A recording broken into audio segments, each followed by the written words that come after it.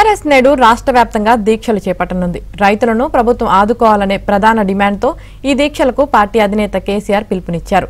ఎండిన పంటలకు ఎకరాకు 25,000, క్వింటాలకు 500 బోనస్ ఇవ్వాలని కాంగ్రెస్ ప్రభుత్వాన్ని బీఆర్ఎస్ డిమాండ్ చేస్తుంది.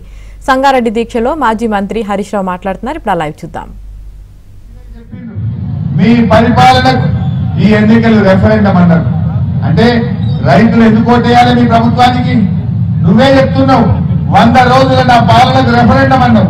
అంటే మా రైతులు నువ్వు 2 లక్షల రుణమాఫీ ఎగ్గొట్టినందుకు, నువ్వు ఇస్తానన్న 17,000 రైతు బంధు ఇయ్యనందుకు, నువ్వు ఇస్తానన్న మక్కలకు వడ్లకు 500 బోనస్ ఇయ్యనందుకు, వ్యవసాయ కూలీలకు 12,000 కొట్టినందుకు, కౌలు రైతులకు 15,000 కొట్టినందుకు, రైతులకు 24 గంటల కరెంట్ ఇస్తానని ఇయ్యనందుకు నీకు మా రైతులు ఓటేయాలా అని నేను అడుగుతా ఉన్నా.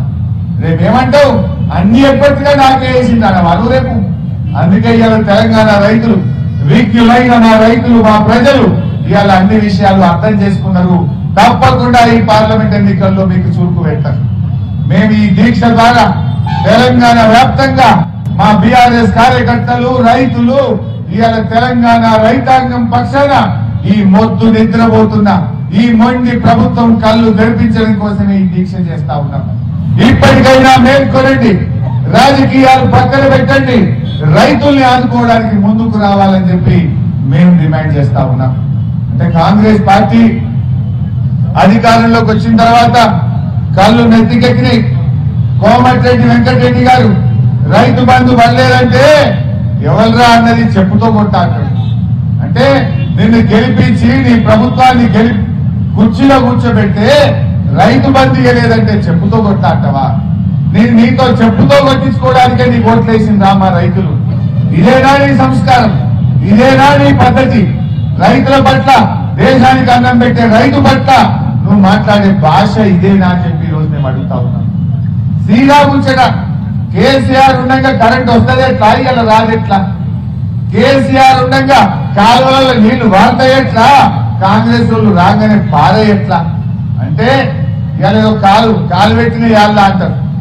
కాంగ్రెస్ వాళ్ళు వచ్చిండ్రు, ఈ రాష్ట్రంలో కరువు వచ్చింది. ఇవాళ రైతుల పరిస్థితి ఆగమాగమవుతున్నటువంటి పరిస్థితి ఇవాళ రాష్ట్రంలో మనం చూస్తా ఉన్నాం. కేసీఆర్ హయాంలో పంటలు పండుడు తప్ప ఎండుడు తెలియదు. కేసీఆర్ గారి హయాంలో పంటలు పండుడు తప్ప ఎండుడు తెలియదు. కాంగ్రెస్ వాళ్ళు వచ్చిండ్రు, పంటలు ఎండుడు మోపైంది. చివరికి రైతులు తమ సొంత పంట పొలాలను ఇలా నిప్పు పెట్టే పరిస్థితి వచ్చిందంటే ఇది కాంగ్రెస్ యొక్క దుర్మార్గపు పాలన వల్ల.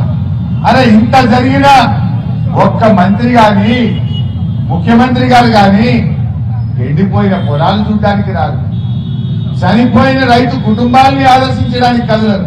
అంటే మీరు ఇక మేము గద్దెనెక్కిన రైతులతో మాకేం పని అనుకుంటున్నారా? తప్పకుండా మీకు ఈ పార్లమెంట్ ఎన్నికల్లో తగిన మూల్యం చెల్లించుకోక తప్పదు. ప్రజలు గుణపాఠం చెప్తారు. ఇంకేందో కొత్త మేనిఫెస్టో పెట్టారంటే ఇవాళ రాహుల్ గాంధీ గారు ఏం పెట్టారు? పోయినసారి రాహుల్ గాంధీ గారు మీరే కదా మేనిఫెస్టో విడుదల చేసింది, మీరే కదా ఇవి అమలు చేస్తామని మాట ఇచ్చింది. మరి ఇచ్చిన మాటనే మీరు నిలబెట్టుకోలేదు. మాట తప్పిన మీరు మళ్ళీ ఈరోజు మేనిఫెస్టో పెట్టే నైతికత మీకు ఎక్కడిది అని చెప్పి కూడా నేను అడుగుతా ఉన్నా.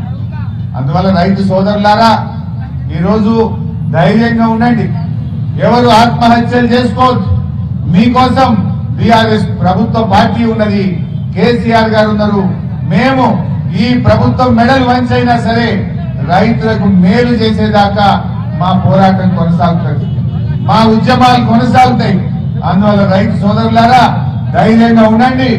మీకు న్యాయం జరిగేదాకా కూడా బీఆర్ఎస్ పార్టీ మీ వెన్నంటి ఉంటది, మిమ్మల్ని కాపాడుకుంటది.